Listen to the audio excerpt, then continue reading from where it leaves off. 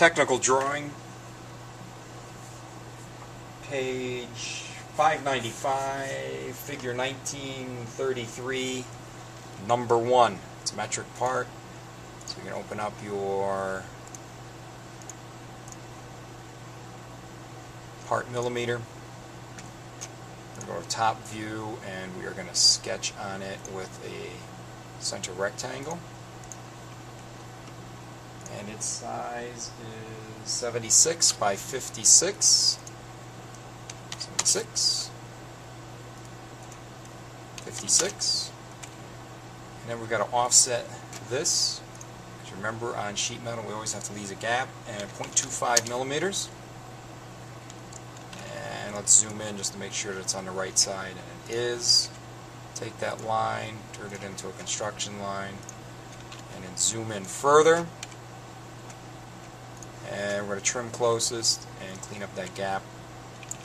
And then the last thing we need to do is we need to add in a fillet. So we'll call it, we'll try 0.25. And those are going to be at the 3 corners. So here, and here, and here. Now we're going to go to our ISO view, features. We're going to do a reference geometry, and we're going to do a plane.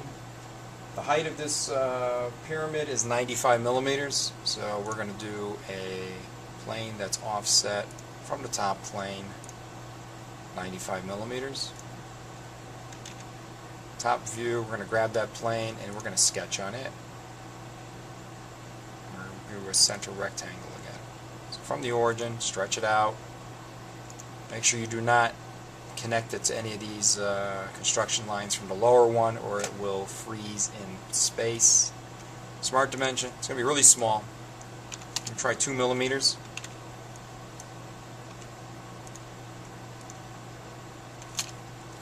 Okay, we're going to zoom in on this thing.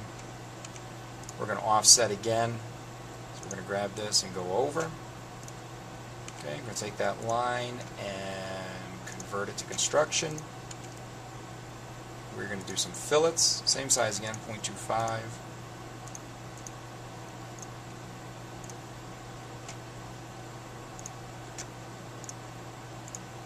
Okay, and then we're going to trim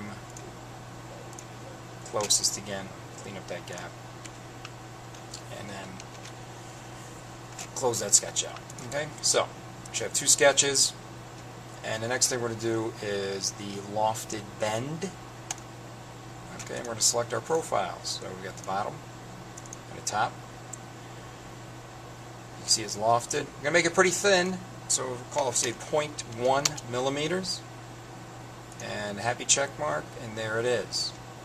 And then if I go in and I suppress it or unsuppress the flat pattern, and I look at it, alright, this is not a parallel development, this is a radial line development drawing because it radiates from a center point. Okay?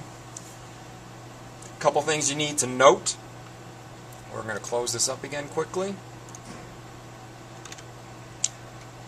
Those sketches, when we did this, they both had the gap on the same lower right corner. You have to do that. If you do opposite corners, okay, you're going to end up with a problem.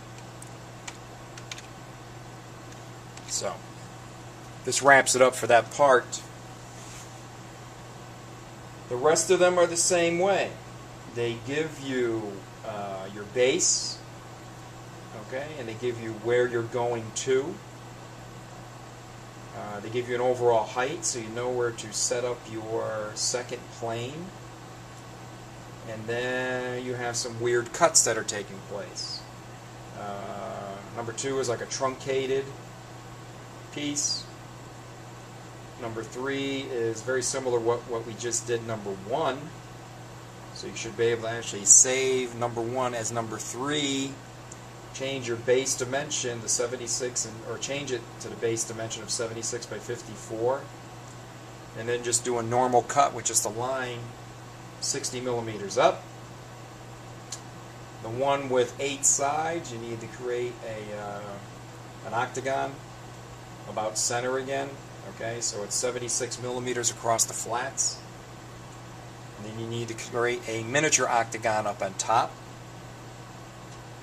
And then you do that 90-degree cut. The last ones, yeah, so that takes care of all of those. They're all kind of similar to number one. You can figure out number one and go through this. The other ones you should be able to get through because they're all kind of similar in how you go about doing them. Pay attention to number 5 and number 6 because they are not going straight up to the center of the part or the origin. They are offset, so you have to do a little figure in there too where you're going to set up the center of the 50 millimeters comes off of the origin. And the one with number 6, your point is going to be again 50 millimeters off the origin. You have to draw that first, and then you do your normal cuts. Remember, sometimes normal cuts work through a part, sometimes they do not. So you're either going to have to turn that on or off and then unsuppress the part file.